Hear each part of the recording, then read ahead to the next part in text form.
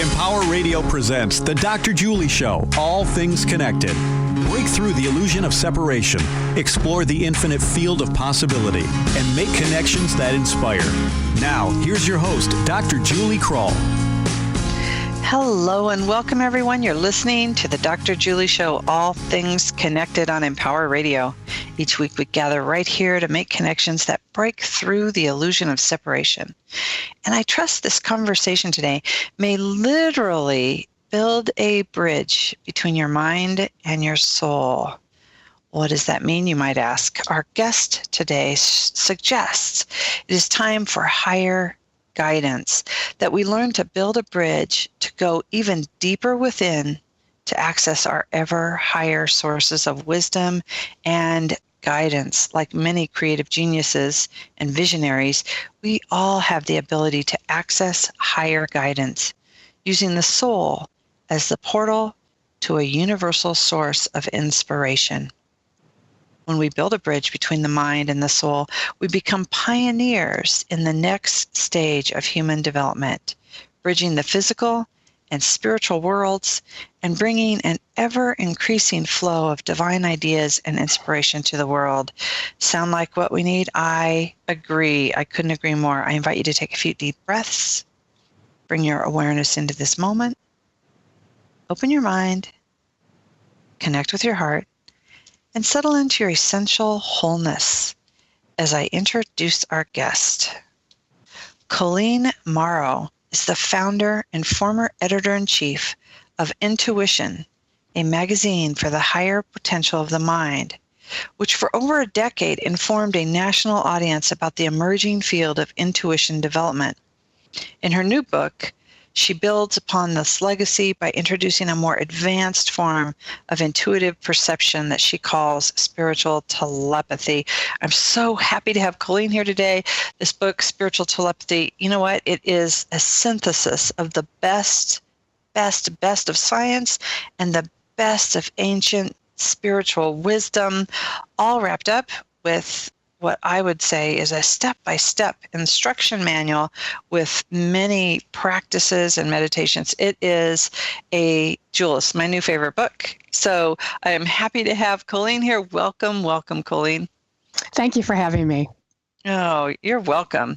Like I said, I love this book, and what I love about it, I even had a hard time even imagining how we would begin the conversation, because it's such an epic journey that kind of every page has so much rich material on it, and it builds on one another, and it's like now mine is all highlighted and earmarked, and it's quite something. But Colleen, before we get into spiritual telepathy, I have a tradition here on the show, and I love to ask our guests if you could share with our listeners, what does all things connected mean to you?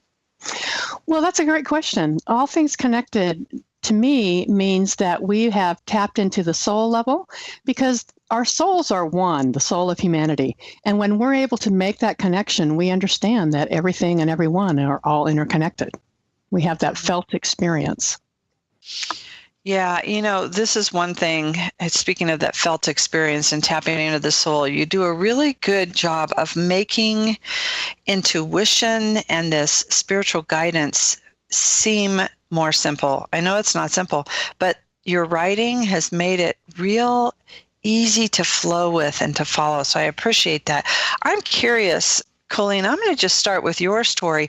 What brings you to this moment? I know Intuition magazine, it was amazing, and I remember reading a couple different episodes of it, or whatever we call it, magazines. What do you call that?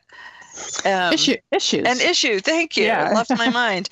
I remember reading them and thinking, how cool is it that someone is just writing about intuition all the time in this magazine's here? So I love that. I'd love to hear more about your story and what brought you to this point of literally birthing this really gift to humanity with this book, Spiritual Telepathy.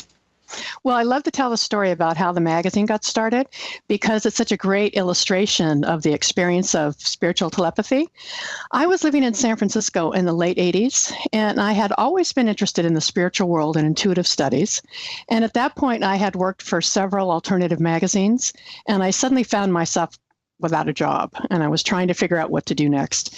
And I was a little stumped because I had already worked for all the magazines I liked. So I wasn't really sure what to do, and I spent my days talking to editors and looking for new magazines and worrying about money. And one morning I woke up and I decided that I needed to give myself a mental health day, that I would give myself one 24-hour period where I wouldn't think about the fact that I was unemployed. And it was October. I remember that, my favorite month in San Francisco. So I went out and bought some bulbs and decided to just putter around in my garden. And when I was puttering around, I had a type of intuitive experience that I had never had before. A thought just flashed through my mind. And I had always accessed intuition through feelings or some sort of body-based sensation. But this was a purely mental experience. It felt like words had just been dropped into my brain. And the words were the Center for Applied Intuition. And I immediately knew that it wasn't my thought, and it certainly made no logical sense. I knew about the center, and I had met the founder, Bill Kautz, but I couldn't imagine why I would go there if I was looking for a magazine job. It just didn't make any sense. He had a tiny 2-room office, and he ran intuition trainings and sent intuitives out to do business consulting. But I thought about it, and I thought, well, the only thing possible there would be some sort of administrative position, and that's not what I'm interested in. So I took a few days to kind of mull it over, and then I thought, well, what do I have to lose? And I called him up and I told him that I was interested in finding out more about what he was doing. And he sent me a big manila envelope, and when I dumped it out, there were several brochures and a very simple typewritten journal called Applied Psi. And this was the quarterly publication that he sent to the center's 200 members. And it was about the subjects of intuition and creativity. And as I was flipping through the pages, I thought, wow, this could be a real magazine. It would have to be spiffed up and we'd have to change the name. But I think a lot of people would be interested in these topics way beyond this tiny little membership. So I went and talked to him. And when I pitched my idea, he just lit up and said that he'd always dreamed about turning Applied Psi into a real magazine, but the right person had never come along.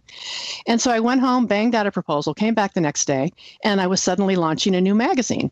We called it Intuition, a magazine for the higher potential of the mind. And I got 2 issues out before Bill decided to close the center, and he signed the rights to the magazine over to me. And when I think about it now, I realized that I never could have gotten there through rational process. It never would have occurred to me to look him up when I was looking for a magazine job. And I got something way better than what I was looking for. I was just looking for a job, and I ended up with my own magazine. And I also couldn't have seen that in the next decade, there would be a flood of information on this subject, and the magazine provided a focal point for that. And I published the magazine until the year 2000, and then I started to study the Ageless Wisdom teachings, and I was immediately intrigued by the subject of spiritual telepathy, and I realized that this was the next step, that it was a more advanced level of perception, a sort of a higher level than what I had done with the magazine. So it seemed a very obvious kind of next step to really immerse myself in the subject. Well, you do a really beautiful job of weaving all of your experience with that topic, and then pulling in, you are really a master of research. And it's like there's so much in this book. Let's start with the title, Spiritual Telepathy. Maybe you could tell our listeners, what does that mean, and how did you come up with that title? It's actually a term that's used in the esoteric teachings. It wasn't my term. It's defined as communication from the subtle worlds, from our souls or from even higher levels. And communication from the subtle worlds is always telepathic. We don't audibly hear the information. It's just dropped into our brains where it's formulated into thought in exactly the way I experienced in my garden. Well, that was a great example. Thanks, about just hearing words, because a lot of times when we think of intuition and we think of psychics, we have all these different ideas of how that works for different people. And you've done a really good job of showing us lots of different ways, different types of telepathy, and how that all works. So let's go into you share 3 different types of telepathy in the book. Do you want to share those for us? Sure. The lowest is considered instinctual telepathy or feeling-based telepathy, and this is our gut feelings. And the second is mental or mind-to-mind telepathy, and then the highest is spiritual or soul-to-soul telepathy. And what I like about this teaching is that it illustrates the progression of our perceptual abilities from the instinct of early man to the rational knowing of modern man to the pure intuitive knowing of future man. And we're right at that doorway now where we can take that step and start to pull in information from those higher levels. Okay, so the gut feeling one, a lot of people hear that all the time. Trust your gut. Oh, I have a gut instinct. I have a hunch, and they follow it. I love how you look at the progression here and you go up. One of the things that I think is really helpful, and I'm going to have you expand on this further because I just was having a conversation with a group of people that I work with yesterday, and we were talking about consciousness and how we teach consciousness. And one person that I was talking to yesterday said, let's don't talk about consciousness. We might alienate people, or it's too heady, it's too heavy. But really, to teach consciousness and also to teach intuition, to really bridge this and communicate with the soul, it's an important developmental issue in our world. And one of the things that you do in an early chapter is you talk about the evolutionary journey, and you look at the different 7 chakras, the 7 planes of consciousness, and all the different 7s. And I really love how you pull all that together for people.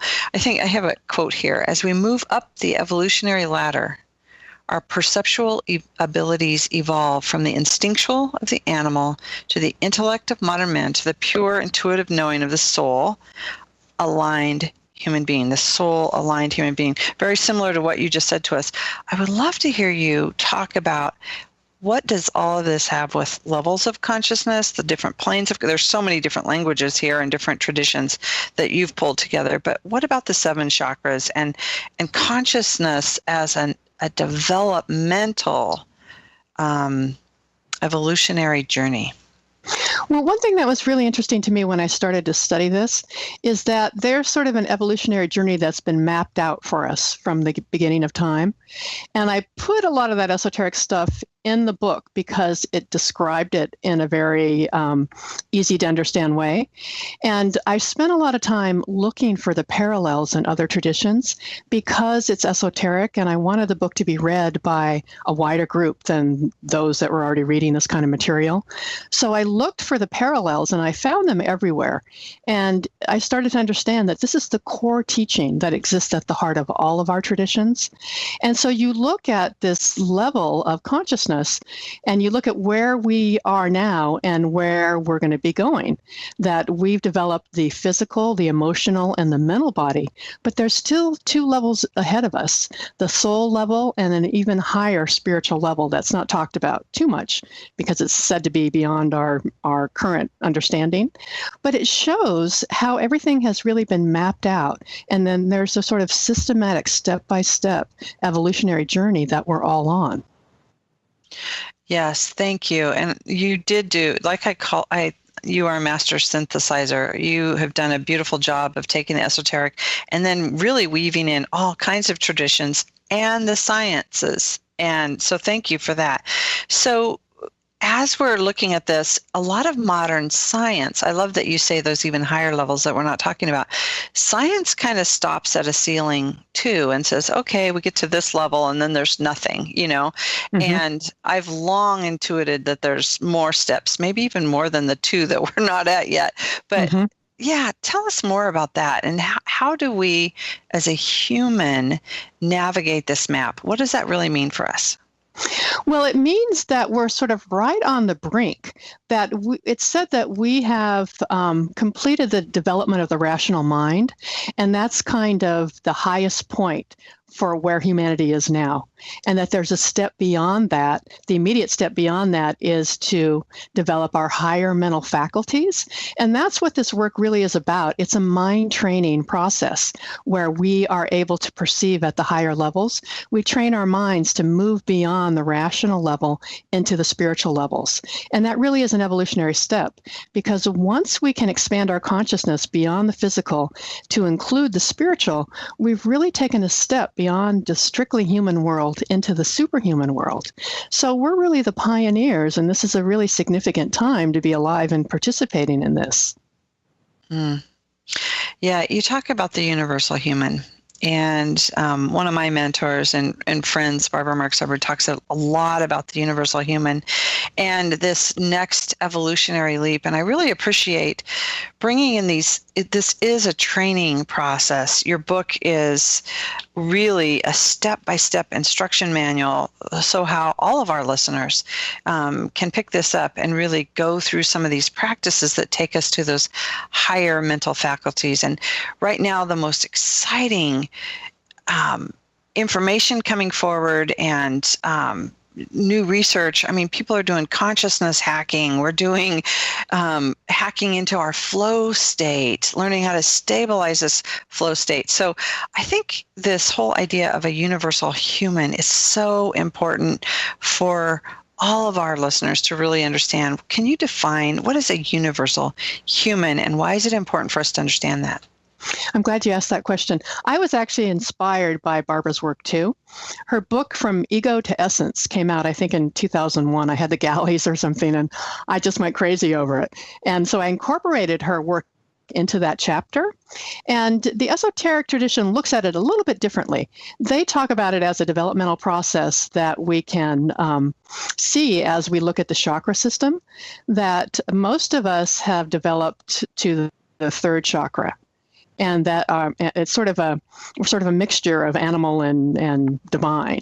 And so we've developed our first three chakras, and we're right at the doorway to develop the fourth, which is the heart.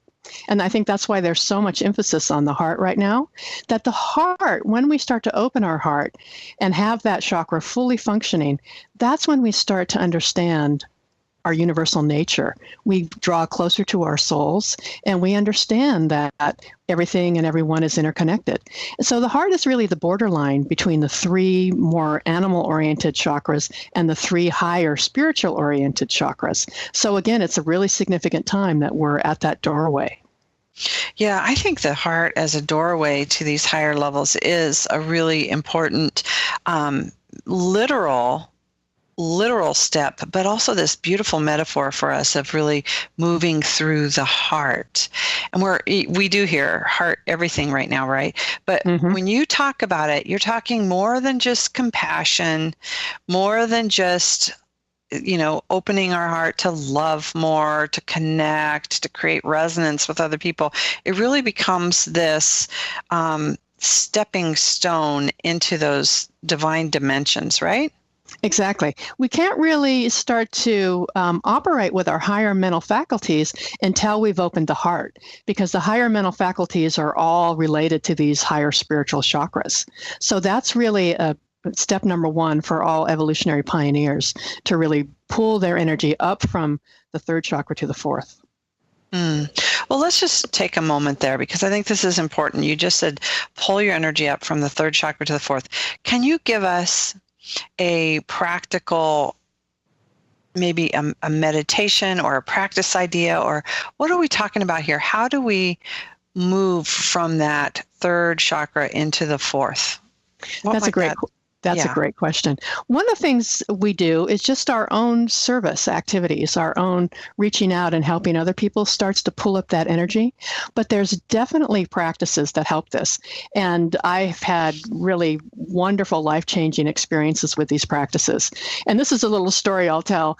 One of the things that I talk about in the book, and I devoted a whole chapter to it, is the need to quiet our minds and emotions to be able to pull information down. Because if we have mental mental or emotional static happening in our life, it actually repels the subtle currents of thought coming from the higher levels, and it doesn't reach the brain. The brain is the receptacle. It has to reach the brain to become part of our conscious awareness.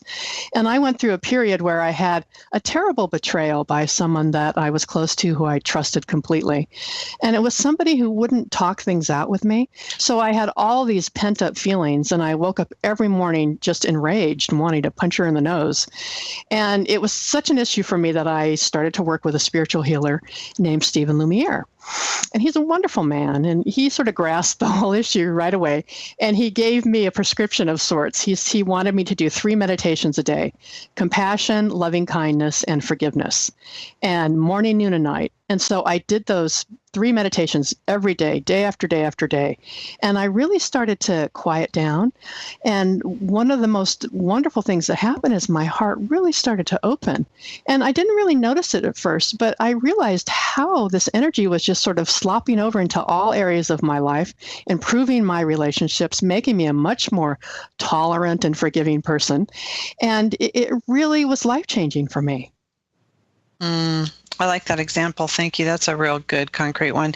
Those practices are in the book. There are many, many different practices and beautiful meditations in this book. It's full of really practical, easy step-by-step instructions. So you're talking about the emotional body here, and I want to bring this in because you talk about this too. The differences between the emotional body, the physical body, and the mental body, but really how we stabilize and calm the emotional body to even get to these higher mental faculties that you're talking about. Can you share a little bit more about that? Sure. And this is something that Jack Kornfield talks about a lot too. And I found this very interesting. He tells this story about how when he first started to teach meditation, he discovered that fully half of his students were unable to master even the basic concentration exercises because they had so much unresolved emotional issues. And this is what I found too. The quieter we become, the easier it is for anything unresolved to come bubbling up and get in our way. So it's a process of clearing out that many of us need. And I did a whole round of therapy with an EMDR therapist that was very helpful. But we have to kind of clear that old stuff out before we can really quiet down enough to quiet the mind and access information from the higher levels. Some of us need therapy. Yeah. As a therapist, I will agree there's sometimes so much clutter in there, and it makes it difficult. We get triggered often. Mm-hmm. You also talk about the physical body and really clearing that. Preparing ourselves for intuition is really about taking good care of our physical body. That's right. And there's really no one size fits all. I'm not recommending that people follow a vegetarian diet, although I started to gravitate towards that. You really have to tune into your body, and your body will tell you what it wants, what it needs. But you have to start to pull up the vibration so it more easily matches the vibration in the higher worlds. So it is a process of making sure that you get enough sleep, that you don't overwork, that you eat the right foods for your particular body. Perfect. Alrighty. And then do you want to say anything more about how do we prepare our mental body to develop this higher intuition, this connection with the soul? Well, it's through meditation, but it's kind of a process where we start at the bottom. In many meditative disciplines, they kind of start with the mind, but it really makes more sense to start from the bottom up, to really stabilize the body, stabilize the emotional body. And once we're quiet enough, then we can start to stabilize the mind. So it's basic concentration practices. So we can create a tool. The mind can be the tool that we use to explore the higher worlds, but we have to make it our servant rather than our master. And that takes a concentration practice where we learn to hold the mind where we want it to go. What's your favorite meditation practice that you could teach our listeners in the next minute or so before break? Of what's your favorite or maybe the most popular that you've come across that's really effective for people in stabilizing that mental peace? Well, there's a basic meditation practice, which is called creative meditation or Raja Yoga. And this meditation goes beyond quieting the mind. That's kind of the first step, is to be able to hold a focus. And when you can do that, then you can go a step further and actively train your mind to transmit information from the soul to the brain. And what I like about this is that it's active. You're not just sitting there, and many people have told me they like that same thing about it. But it's kind of like Comcast. When Comcast comes over and wires our home for internet and telephone connection, we're really creating the threads and cables that link us to the higher worlds. And we do this by projecting our attention upward to the soul day after day. We visualize the soul as a star about 6 inches above our head. And as we make this connection day after day, we start to anchor small threads of energy that eventually create a kind of symbolic bridge between the mind, the brain, and the soul. And this teaching is also everywhere in our spiritual traditions. It's called the Rainbow Bridge in the esoteric tradition. It's called the Antakarana in the Hindu text. And I even found it in the Bible. It's called the Straight or Narrow Gate in the New Testament. Well, Colleen, I just want to pause into all the wisdom that you're sharing. There's so much here, and there's so much more yet to talk about. This book is a treasure. So, listeners, if you're curious about that Rainbow Bridge, we're going to talk more about that. Have you ever imagined the soul as the kingdom of God? Kind of an interesting idea, huh? We're going to talk more about that as well, and our personality. What is the difference between our personality and soul? And maybe even access some ancient techniques for the wisdom of our soul. So we're going to take a quick break. We're here with Colleen Mauro. We'll be right back.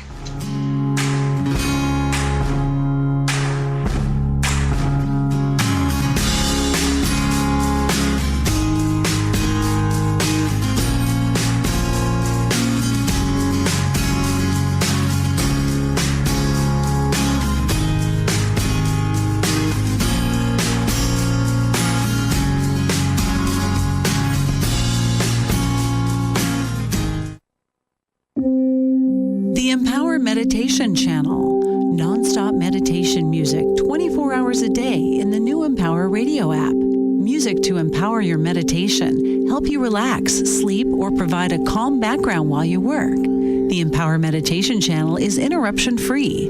Listen now with the Empower Radio app, free in the App Store, or listen online at empower.fm. Soothe your soul, calm your mind. The Empower Meditation channel. Welcome back to the Dog Show. Up next, we have Satchmo. Satchmo is a member of the Shelter Pet Group. That's right, a group known especially for their couch-snuggling, ball-chasing, face-licking, tail-wagging, backyard-hanging, and, of course, companionship. And what breed would you say Satchmo is? I'd have to go with maybe a lavish terrier-hound chihuahua-looking kind of mix. Tremendous dog. I'd also like to point out Satchmo's coloring, a white, gray, brown, black brindle, simply marvelous. You know, it's such a treat to watch a dog like this. Now, let's see him in action. Look how he makes eye contact with his person. That's actually known as the treat stare. How intuitive.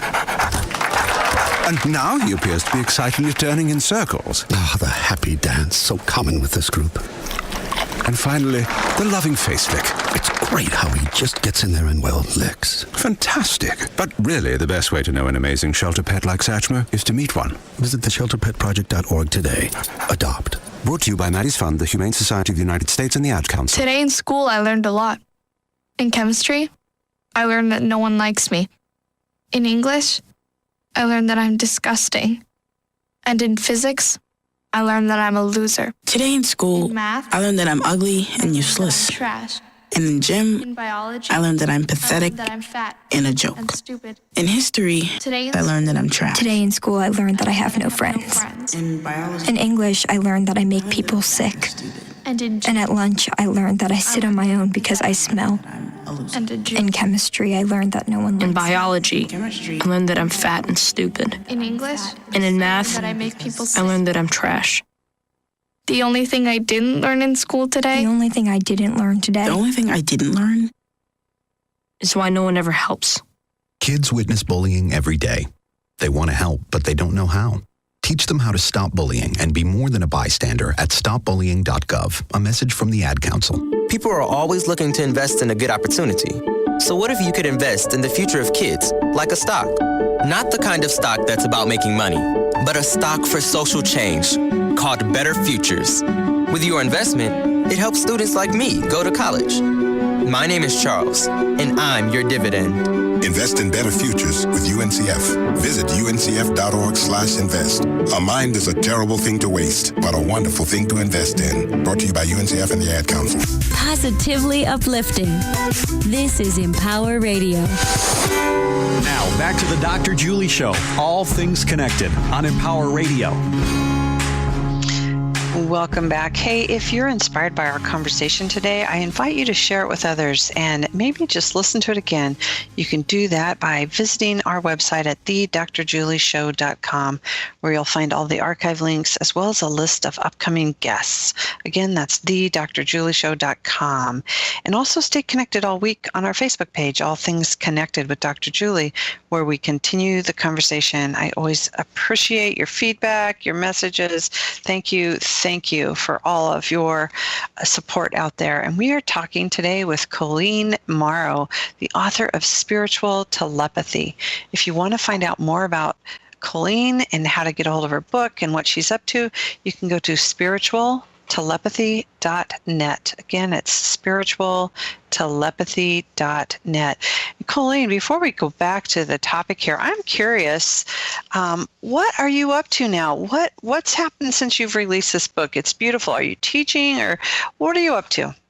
I'm starting to teach now, and I've never been a teacher before, so this is a new thing for me. And I'm also working on a new project, which is a startup, so I can't talk about it too much, but it's related to meditation. And nice. It'll be launching sometime this spring.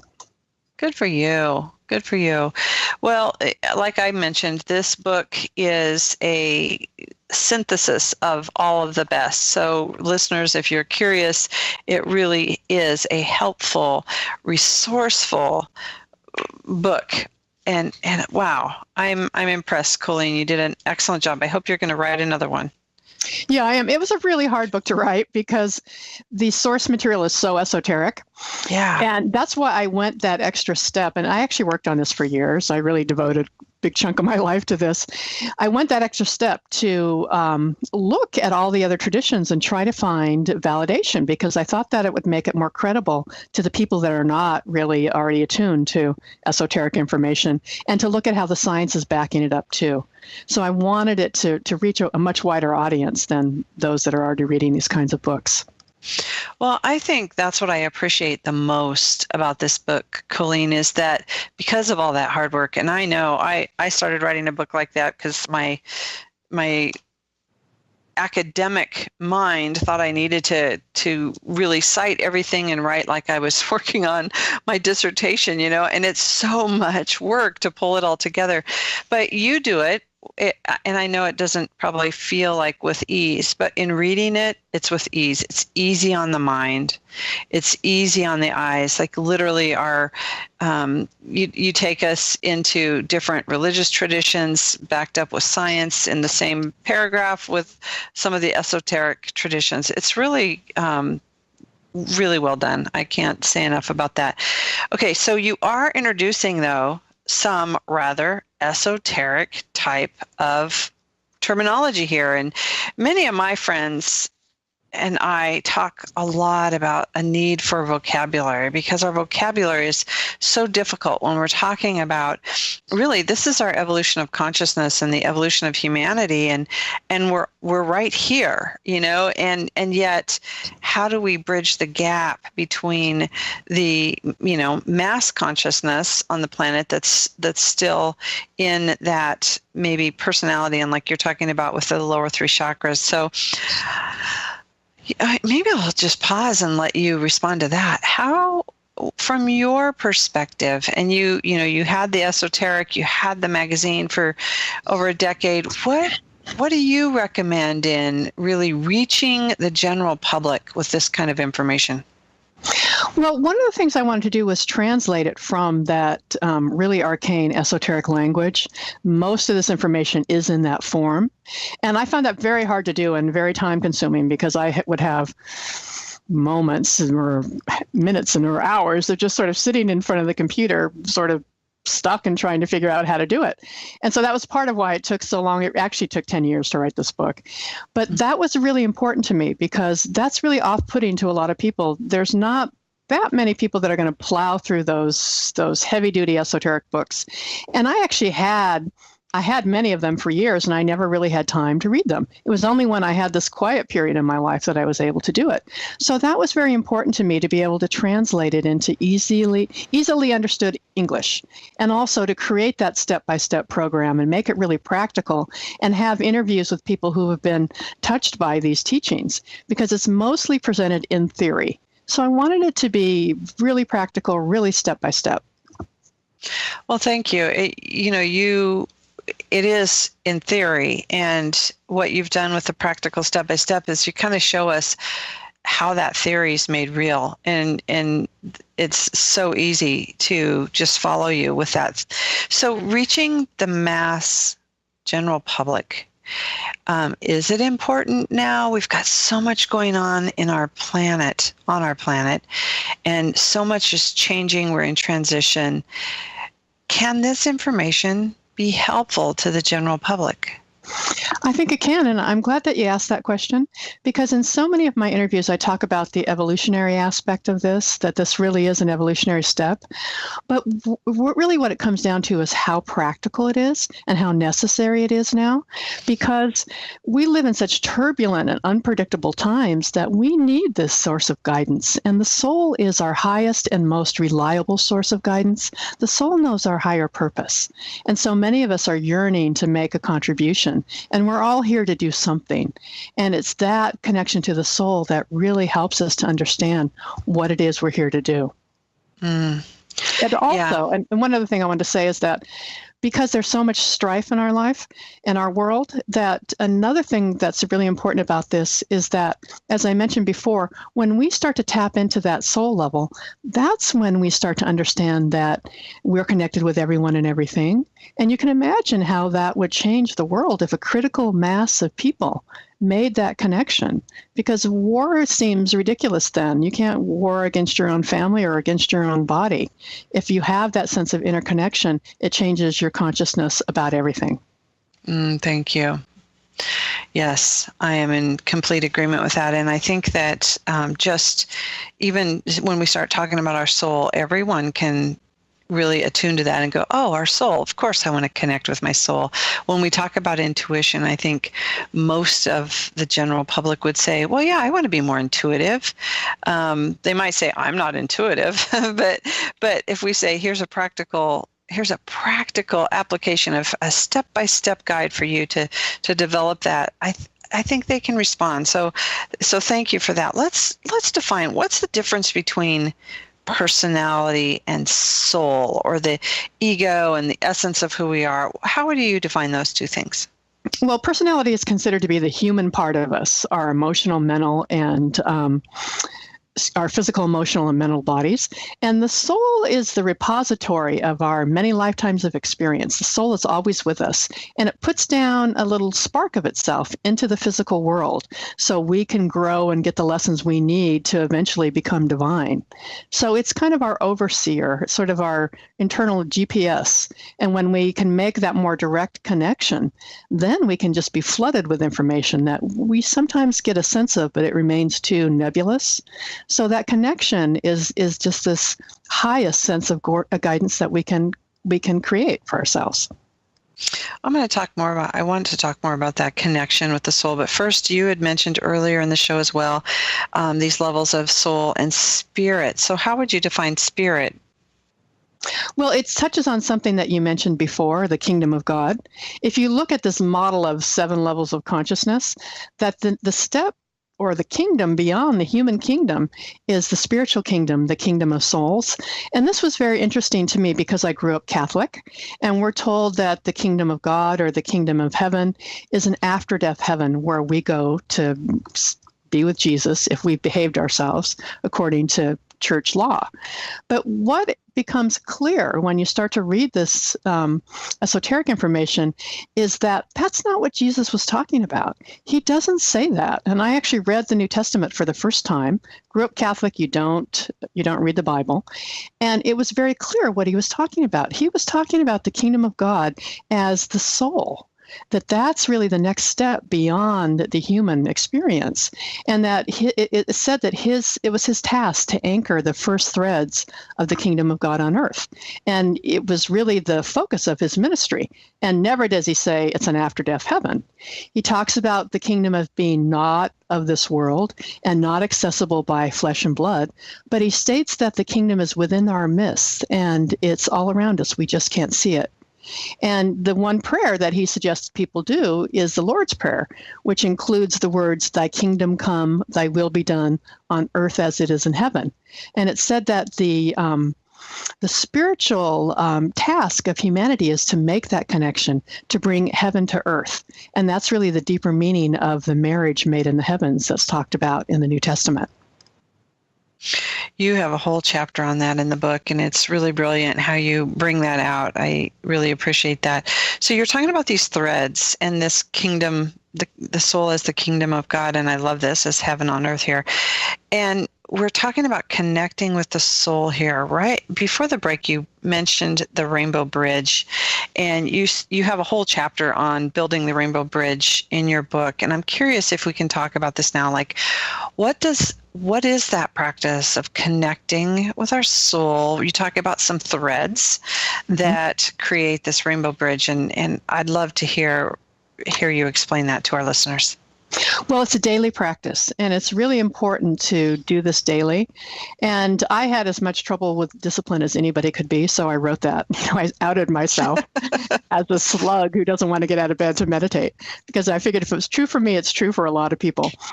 I'm not a morning person. In fact, I'm probably as far from a morning person as anyone can be. And most of my life, I was involved in magazine publishing, always on deadline. So I always had to jump out of bed. And finally, I had this quiet period where I could honor my own rhythms. And I didn't want to wake up and start training my mind as soon as I opened my eyes. I wanted to have this leisurely morning, which meant so much to me. I like to wake up slowly. And so I tried all kinds of different things to get out of basically meditating first thing. And what I found is if I took the time to enjoy my morning, it was too late. I was already thinking too much about the day ahead to really be able to quiet my mind. And so I sort of made a deal with myself. I tried a lot of different things. And I made a deal with myself that I can stay in bed for about 20 minutes, read the paper, and slowly wake up. And then I meditate. And so it's very important to do it in the morning before your brain starts to get activated, because it starts to, as you go through your day, it starts to get sort of more pumped up and have a more intense vibration. You need your brain to be quiet. So we do this practice day after day, and essentially what we're doing is we're creating this bridge and this sounds a little esoteric, but it's in a mental matter that really is not found in the physical world. It's a more subtle kind of matter. And so as we project our attention upward day after day after day, we make this connection. And another thing that happens is that at the end of the meditation, we ask that soul light pour down over our lower bodies. And this had a really significant impact on me. And I've never seen this written anywhere, and I've never heard anybody else talk about it. But I think it's a subtle energetic process that happens, that when we start to incorporate the soul light into the physical body, it starts to speed up our evolution. And what I found is that my heart started to open even more. I got even more tolerant, and I just started to look at things from a higher perspective. So you're making this connection day after day. And even as you struggle with getting your mind quiet, you're still accessing the soul level, the soul energy day after day. And so, again, we visualize the soul as a star about 6 inches above our head. And as we do this, we start to anchor those threads of energy that will essentially form a bridge. And one of the things we use in this meditation is a seed thought, which is a sentence, a symbol, or a word. And we keep our mind focused on the seed thought. And that does two things. One, we're training our mind to hold a focus where we want. And two, we're starting to look beyond at the deeper meaning of whatever the symbol or sentence or word is. And in doing that, we're starting to train ourselves to think more abstractly, and that abstract energy more easily sort of matches the energy of the higher worlds. So it's a really sort of slow, subtle process of training the mind and making this connection day after day after day. People have told me, and I have experienced this myself, that if you goof off, even for a few days, it starts to dissipate because it is so subtle and you have to kind of build it up again. I kind of think of it as a groove. It's like sort of a groove that sort of moves above the sort of physical matter to make it easier to have that direct connection. So thank you for that, Colleen. I think that's so informative. And I'm wondering about, so if the kingdom of God is within as well, we've got these 3 different types of telepathy. And I'm wondering, we've talked about the gut feeling and then the mental and then the soul connection. How do the 3 of them work together? How do we balance and flow all of this sensory perception with our higher mental faculties and the soul level and this guidance that's always right here, right now? Well, one thing I found very interesting in studying this is this progression of perceptual abilities that we talked about earlier. And that when we develop the next higher level of perception, the old way doesn't disappear. It drops below the threshold of our conscious awareness. And a lot of what we did in the 90s was teaching people to honor that there's a non-rational way of knowing, that our gut feelings are there, they're operating kind of underground, and they're giving us important information.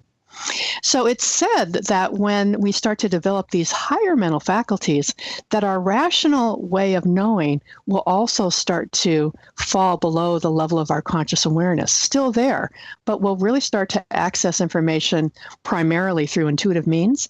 And it's said that this is really the new and true science of the mind, and that at some point in the not too distant future, this will be part of our educational process.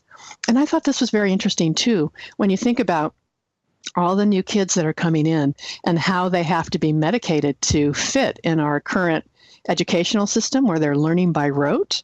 They literally have to take these ADD medications because they're more tuned. I think their brains are a little bit different and a little bit more evolved. They're really more tuned to bringing in this higher level of intuitive information. So they're sort of the guinea pigs, sort of the first wave of this new way of learning that will develop over time. Thanks, Colleen. Are you, so when I heard you, I was thinking about a computer that gets an upgrade. It's kind of like as we move through these different developmental stages, the rest of the machinery is still there, but we get a upgrade in the software or the hardware or whatever, and we're using the higher functioning soul level. Was that a good analogy? Exactly. And that's an interesting observation about the kids. Is everyone intuitive? What do we know about this? Everyone is intuitive. Well, we all have our gut feelings. We've developed that level of perception long ago. So yeah, we all have a non-rational way of knowing that we need to pay attention to. And again, what was so important about the work we did in the 90s was really allowing people to validate that. Because when you think about how things shifted and the rise of the scientific worldview, rationality was everything, and the old ways were considered superstitious and silly. So we really learned to discount that and to really start to believe that everything that we needed to know could be accessed through our mental faculties. But, something can really look good on paper, but our gut can be telling us to beware. So it's a really important level of information that we need to have access to. Well, I know some of the fascinating research that I've been looking at lately is looking at the neocortex, and this is the rational mind, right? And this is the place in our brain where we feel and experience ourselves as separate from other things, that we have these boundaries. But when we literally get out of that rational mind, get out of the neocortex, we can more easily get into the oneness with all things. And so it's funny because the most rational people are the ones that will argue and say, I'm not intuitive, but they really are grounded in that neocortex or frontal lobe of their brain, being very rational. And how do we, so here's my question, how do we learn to use our brain and our rational ability, our beautiful cognitive gifts, in balance with this? Is it a flow once we begin to connect with the soul? All this information flows, and then we use our brain to problem solve, or how do you see it? I see the brain as the sometimes called the divine receiver. It's the receptacle. It's kind of our personal aspect of rationality as opposed to the mind, which is part of the greater collective. And so we pull in the information, it drops into our brain. That's when it becomes part of our rational knowing. And what's interesting to me about this is that once we're able to do this, channeling and mediumship become obsolete. We really don't need the middleman. We can go direct. And the mind becomes like our personal Google. It can extend out into the cosmos, gather information, then drop that information into our brains. I love that. Thank you. I love that. So here we are with this. You also mentioned, I am right on board with you with not needing the medium or the middleman and anymore. So we're talking about, you talked about the noosphere a little bit in the book, and you just talked about the collective consciousness. What's the difference with us going direct like this, and what's the role of the noosphere or the collective consciousness? Well, that's a great question, and it kind of leads to something I stumbled over, and it's about genius. That it said that, again, our brains are local and our mind is non-local. That there's information, all information, past, present, and future, is out there and available to us. We just have to know how to tap into it. And this is something that I started to understand more when I started to look at the people that we call geniuses. There was a book written way back in the 80s called Higher Creativity by Willis Harman, who was the president of the Institute of Noetic Sciences. And I love that book. And in this book, he looked at the biographies of many artists, writers, composers, and scientists, and discovered that their greatest achievements came from an intuitive breakthrough. And so before I started to write, I reread that book, and I started to investigate his original sources.